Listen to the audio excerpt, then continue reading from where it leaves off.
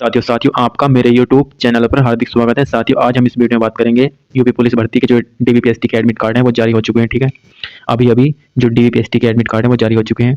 आप अपना admit card download कर सकते हैं और जो इसकी लिंक है एडमिट कार्ड डाउनलोड करने की लिंक मैं डिस्क्रिप्शन बॉक्स में डाल दूंगा। ठीक है, आप वहाँ से अपना चेक कर लीजिए कि आपका किस तारीख को है और कहाँ पर है। ठीक है, आपको अपना रजिस्ट्रेशन नंबर, ठीक है, रजिस्ट्रेशन नंबर और डेट ऑफ बर्थ, ठीक है, ये दोनों चीज़ डालकर आपको अपना एडमिट कार्ड डाउनलोड कर लेना है। ठीक है साथियों, अब हम बात करेंगे यहाँ पर जो आपके डीवीपीएसटी के लिए एडमिट कार्ड के लिए यहाँ पर जो आपका डीवीपीएसटी का एडमिट कार्ड है, ठीक है, आपके कौन कौन से डॉक्यूमेंट यहाँ पर लगने वाले हैं। ठीक है साथियों, आपके यहाँ पर कौन कौन से डॉक्यूमेंट लगने वाले हैं, इन सभी डॉक्यूमेंट्स की हम बात करने वाले हैं।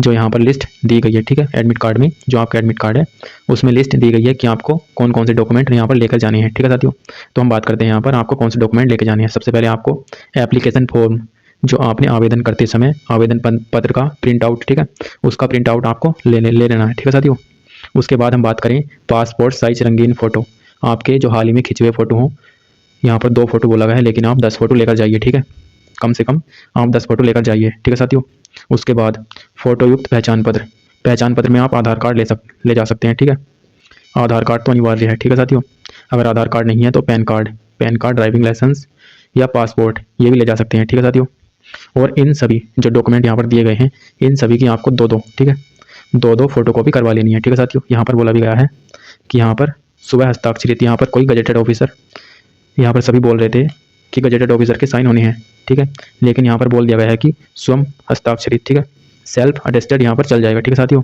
यहाँ पर किसी भी राजपत्रित अधिकारी से साइन कराने की जरूरत नहीं है, आपका स्व हस्ताक्षरित चल जाएगा। ठीक है, 2 फोटो कॉपी आपको करा ली है सभी डॉक्यूमेंट की, 2 फोटो कॉपी। ठीक है, आगे हम बात करें जो आपको एजुकेशनल क्वालिफिकेशन, ठीक है, शैक्षणिक योग्यता एवं संबंधी जैसा आवेदन जो आपने ऑनलाइन आवेदन में अपलोड किया गया था। ठीक है, यहाँ पर हाई स्कूल में जो हाई स्कूल की मार्कशीट है, ठीक है, ओरिजिनल प्लस फोटोकॉपी 2, ठीक, उसके बाद इंटरमीडिएट की मार्कशीट ओरिजिनल और फोटोकॉपी 2। ठीक है साथियों, उसके बाद हम बात करते हैं यहाँ पर जो आपका डोमिसाइल है, ठीक, डोमिसाइल और जो आपका कास्ट सर्टिफिकेट होता है। ठीक है साथियों, जो आपका कास्ट सर्टिफिकेट होता है, निवास और श्रेणी, यदि आप एससी कैटेगरी में हो, एससी कैटेगरी में, तो उसको आपका प्रमाण पत्र लेकर जाना है, ओरिजिनल प्लस 2 फोटोकॉपी। ठीक, उसके बाद एसटी कैटेगरी का कास्ट सर्टिफिकेट और 2 फोटोकॉपी। ठीक है, सुबह हस्ताक्षर बोला गया है इसमें, सेल्फ अटेस्टेड, ठीक है, किसी भी राजपत्रित अधिकारी के साइन कराने अनिवार्य नहीं है। ठीक है साथियों,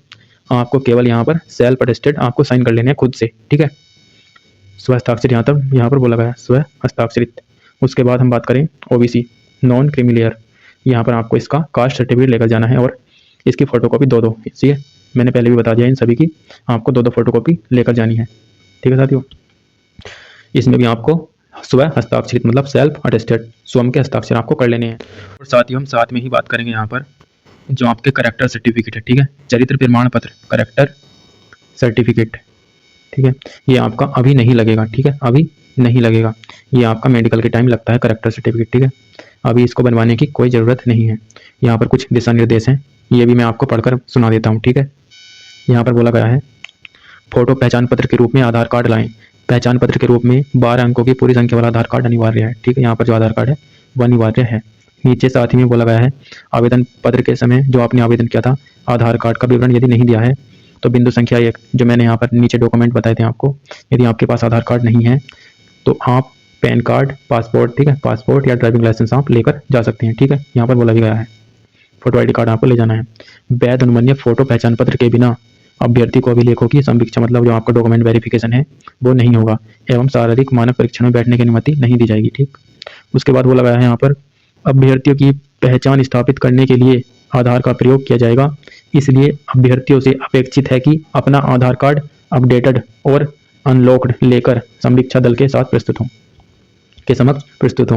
आपको अपना आधार कार्ड लेकर जाना है। ठीक है, और अपना जो आधार कार्ड है एकदम अपडेट करा लेना है, उसमें कोई भी त्रुटि नहीं होनी चाहिए, ना तो आपके नाम में, ना पिताजी के नाम में और ना ही आपकी डीओबी। यदि कुछ त्रुटि है आपके आधार कार्ड में तो आप उसको अपडेट करा लीजिए। ठीक है, उसके बाद यहाँ पर बोला जा रहा है अभिलेखों की संवीक्षा एवं शारीरिक मानक परीक्षण हेतु प्रवेश पत्र पर उल्लिखित दिनांक, समय और स्थान सामान्य परिस्थितियों में बदलाव नहीं किया जाएगा। ठीक है, जो आपका डीवीपीएसटी होगा वो उसी तारीख को होगा जो आपकी उसमें लिखी रहेगी कि आपका जो डीवीपीएसटी है उस तारीख को है। ठीक है, उसमें बदलाव नहीं किया जाएगा। ठीक है साथियों, आगे बात करें यहाँ पर